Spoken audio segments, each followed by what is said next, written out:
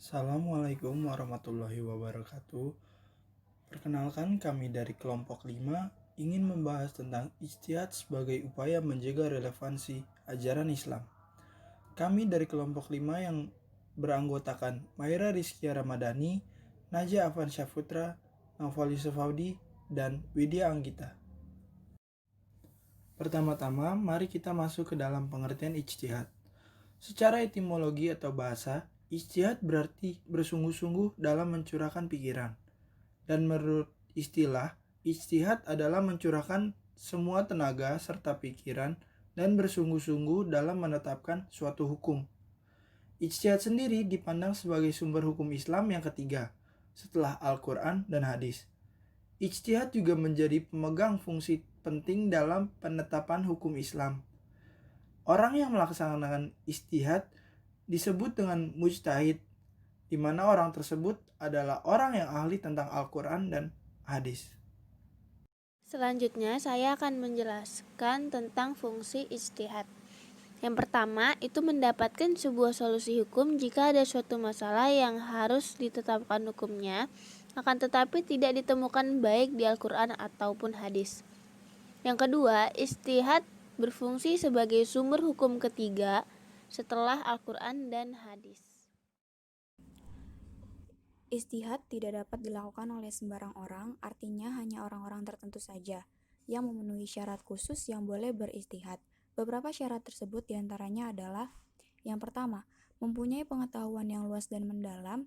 Yang kedua, mempunyai pemahaman yang baik, baik itu bahasa Arab, ilmu tafsir, usul fiqh dan tarik atau sejarah. Yang ketiga, mengetahui cara mengistinbatkan perumusan hukum dan melakukan qiyas. Dan yang terakhir, mempunyai akhlakul karimah. Faktor yang melatar belakangi keanekaragaman ijtihad ulama, sebab internal, yaitu berbeda dalam memahami Al-Quran dan hadis, serta berbeda dalam menyusun metode ijtihad mereka. Adapun sebab eksternal, yaitu perbedaan sosiokultural dan geografis. Untuk selanjutnya, ada peran ijtihad dalam pengembangan budaya dan profesi. Ijtihad di dalam era budaya baru saat ini sangat dibutuhkan. Ijtihad tidak hanya terbatas pada suatu bidang fikih, melainkan juga perlu dilebarkan pada bidang yang lainnya. Karena di era budaya baru ini, permasalahan semakin kompleks sehingga membutuhkan peran ijtihad. Meskipun begitu, tetap saja bidang-bidang tertentu yang tidak bisa disentuh ijtihad seperti masalah akhlak. Begitu banyak permasalahan yang berkembang seiring dengan berkembangnya fenomena kehidupan, maka ijtihad juga perlu mengalami ekspansi penggunaannya.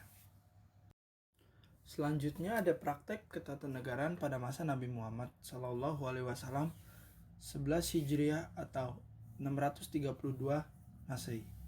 Dalam praktek kenabiannya, Nabi Muhammad telah melaksanakan kedua dimensi yang diatur di dalam Islam, yaitu dimensi hubungan antara manusia dengan Tuhan dan dimensi antara sesama manusia. Kedua dimensi itu berhasil dilaksanakan dengan baik. Dalam dakwahnya kepada masyarakat Mekah, bukan saja aspek akidah dan ibadah yang ditekankan, tetapi aspek sosial seperti keadilan juga ditekankan.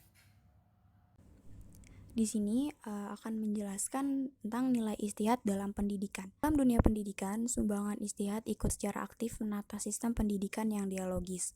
Peran dan pengaruhnya cukup besar dalam menetapkan suatu hukum. Secara umum, rumusan tujuan pendidikan telah disebutkan dalam Al-Quran, tetapi secara khusus tujuan tersebut memiliki dimensi yang harus dikembangkan sesuai dengan tuntutan kebutuhan manusia.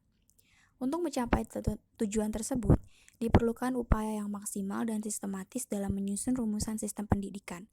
Rumusan itu hendaknya bersifat dialogis dan adaptif, baik karena pertimbangan perkembangan zaman maupun perkembangan kebutuhan manusia dengan berbagai potensi dan dimensinya yang dinamis.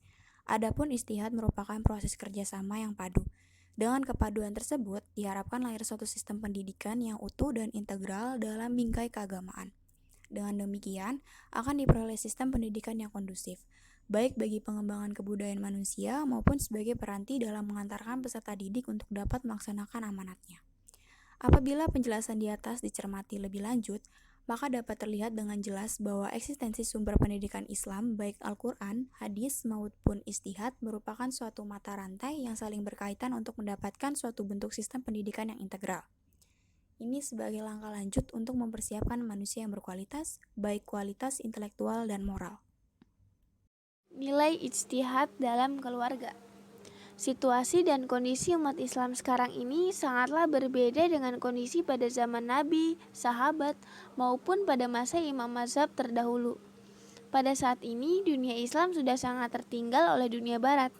Eropa yang dahulu mulai mengenal peradaban dan alam pikiran orang-orang Yunani berkat jasa para ilmuwan Arab atau Islam itu sekarang ini dalam banyak hal justru lebih maju daripada Islam sendiri, termasuk peranata sosial dan politiknya.